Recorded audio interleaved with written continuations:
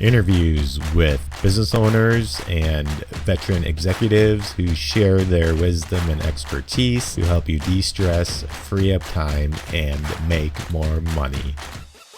Profits of IT.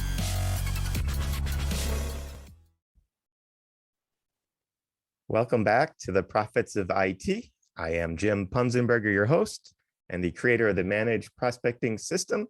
If you're looking to generate leads and appointments through hyper-personalized outreach without cold calling, ad spend, or spamming, check out managedprospectingsystems.com.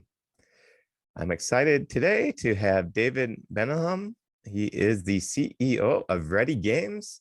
David, why don't you say hi to the audience and introduce yourself, please?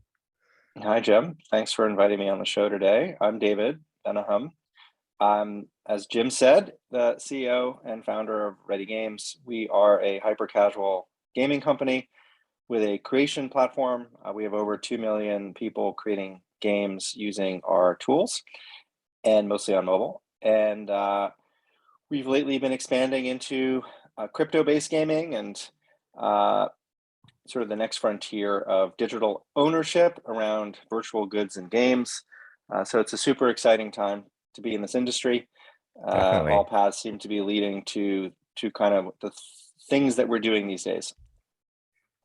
That is, it's the new digital frontier. The new, I guess the crypto is, there was the, you want to call it the old digital frontier of the internet. Now crypto is kind of the new digital frontier. Yeah, it's definitely changing one way to think about it is what crypto has done. And when people say crypto, they usually mean like cryptocurrency, but behind that is this thing, the blockchain.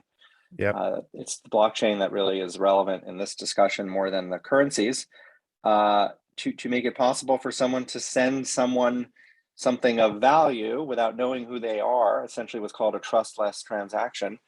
The blockchain effectively solved that problem through these cryptographic methods.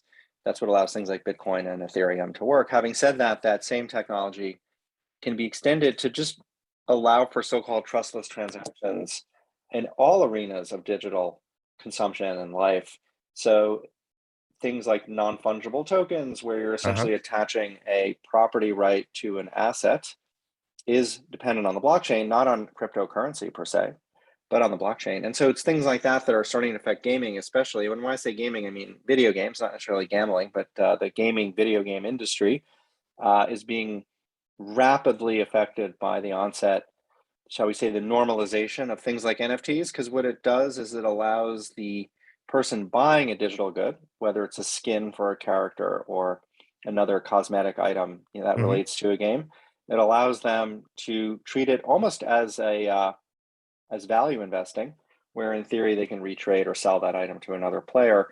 And it then allows for meaningful things like scarcity to start to occur, meaning there aren't necessarily that many objects for sale of a certain type. And without the blockchain and the tokens, you wouldn't be able to really enforce that scarcity. So all of that is creating tremendous uptake in our industry around really a new experience for consumers to invest in games, literally, both their time and experience, but also as collectors to invest in those experiences.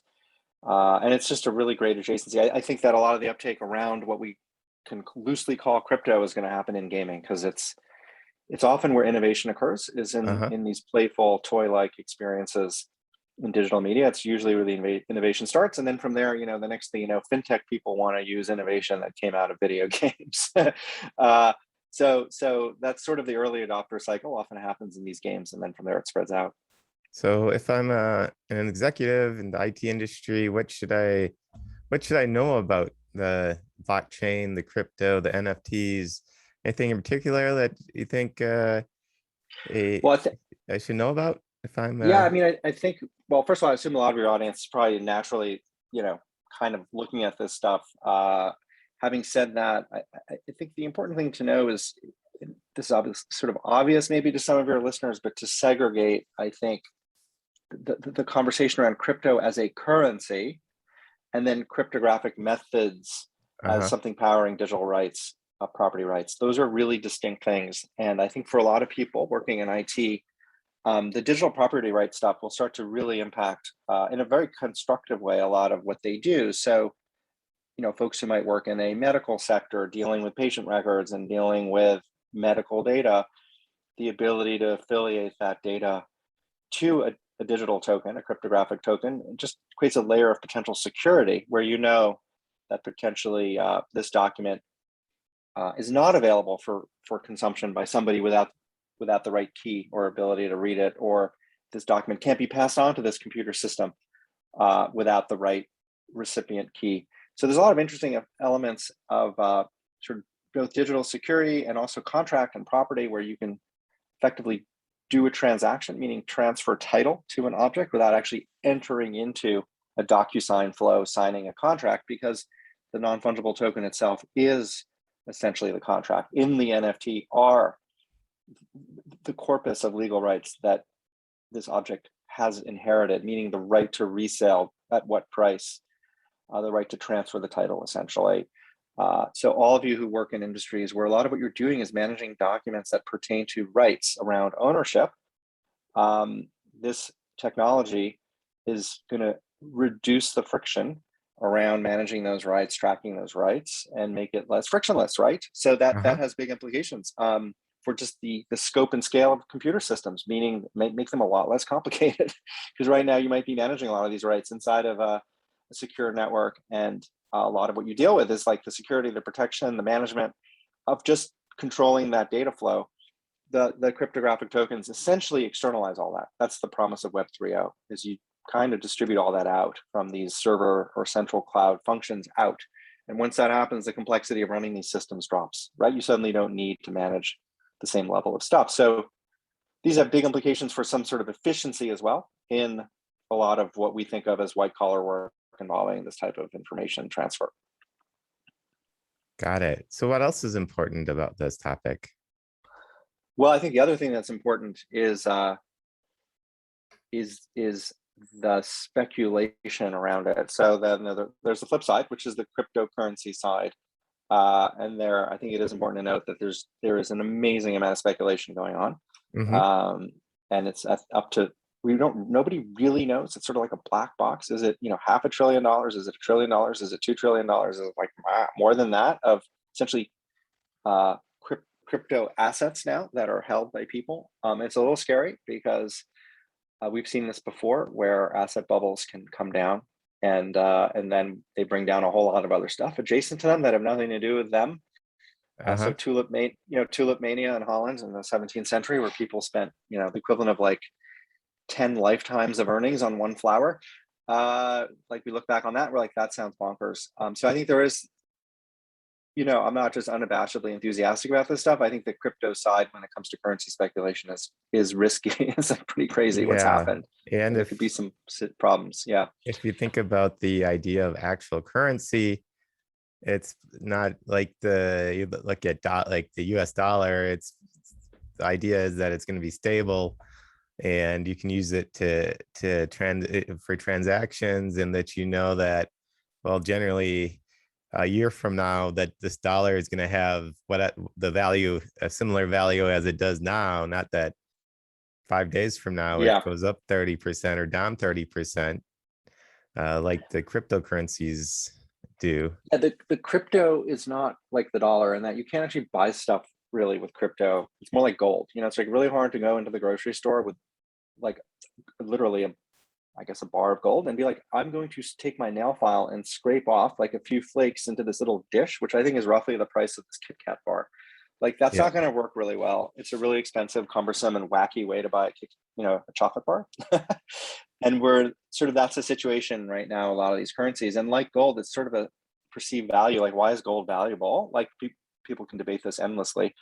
You can't really eat it. You can't really make much stuff with it. Yet it is something that has intrinsically some sort of stored value. Crypto is sort of operating that way, but it isn't like gold, and that hasn't been around for 5,000 years. So it's just more weird. And it doesn't physically exist either. Like gold physically exists. Yeah. So I think that's where you get into this, like until, and again, the cryptocurrency is distinct from the property rights around the blockchain, right? So one does not exclude the others. But on the crypto side of things, until there's a way to actually use it for everyday transactions, it'll remain a kind of risky, somewhat volatile, speculative investment, because it's not actually a fungible currency where you can go and spend it on stuff, unlike a dollar, for example. Mm-hmm. And it's costly to transact also. Yes.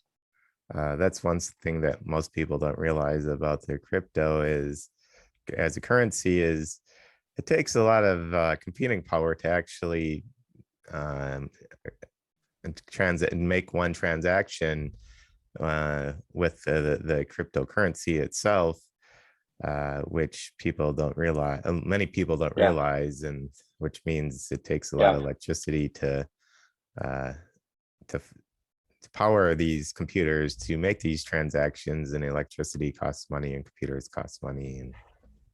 And that is being resolved. People are definitely working on that. And there's, I think it's not necessary to get into it right now, but there's solutions to that problem that are emerging. But it doesn't remove the speculative piece, from being a concern. But I would say for the audience, like one thing here that's relevant is, gaming is a really interesting proxy for the future. It's sort of like the future a few years ahead of it. So if you're curious about like how, especially like these property rights might transit, like the the study what's happening in games. or when it comes to property rights of digital assets, that's what we're talking about, what an NFT, a non-fungible token, is. Yes, I think that's actually highly relevant. It's going to be adopted in fintech and other places. A lot of it for just purely document management reasons. Like when you think of all the contracts and agreements that go into, so many transactions we undertake every day, you have to assume a lot of those things are going to eventually be backed by NFTs. Like I think that's pretty much inevitable. But the early adopters will be gaming because it seems lower risk. Like, okay, like you're binding this to like a digital sword as opposed to a mortgage for a house. So you can kind of see why this maybe feels a little lower risk, but the underlying infrastructure to do that for the sword is not going to be that different for like a deed or a title. So I think that's where it gets super interesting, is you can start studying that now. You'll understand a bit how it works, and you can presume it'll kind of work in a similar way for something like a title. Yeah, that's very interesting. Any final thoughts on this subject? Well, I would just say it's a great time to be working in this industry. I think we are seeing a huge wave of innovation. There is a large turning of the wheel in terms of internet technology occurring right now, away from platforms to what people might call protocols. So the ability to distribute protocols and have transactions occur without a core gatekeeper being the referee and managing the transaction. That is the big shift that's going on right now. It's pretty awesome. And it's been 20 years now. We've lived under the shadow of these major platforms like Amazon and Google and Facebook and They are in the midst of a dramatic transition. They all sense it. And one thing we all know in tech is today's leaders are not usually tomorrow's leaders. So hold your hats. There's going to be a lot of changing in the next few years around that leadership, and new entrants are going to be coming in. That makes sense. So 30-second commercial for Ready Games. Who should be doing business with Ready Games, and why should they be doing business with Ready Games? So go to the readygames.com and you'll see games. Who should be doing business with us is people who like to play games. So we are a consumer-facing company, and so we welcome your enjoyment. Please come and play a game. We're happy to sell you some stuff in the game too. Sure. So that's who should be doing business with us. Any is it all types of games, or any specific It's mobile games? We're definitely in the mobile genre. So, and if you have kids who want to learn how to make games, we have a site called getready.io. Getready.io. That is our game creation platform. 2 million people there. It runs on both desktop and tablet. And if you've got a 12, 13, 14-year-old who wants to learn how to how do you make a game, they should come over and download it. It's free, and have some fun building. So they should check out readygames.com. That's the Ready Games. I know the is really important. Readygames.com. Yes, readygames.com. Good place to start. Cool. Well, thank you for your time here today. It's been great having you on. You're welcome, Jim. Thanks for inviting me on. And until next time on the Profits of IT, I am Jim Punzenberger, your host and the creator of the Managed Prospecting System. If you're looking to generate leads and appointments through hyper-personalized outreach, check out managedprospectingsystem.com. Thank you for tuning in to the Prophets of IT. Please smash that like button, subscribe, and share.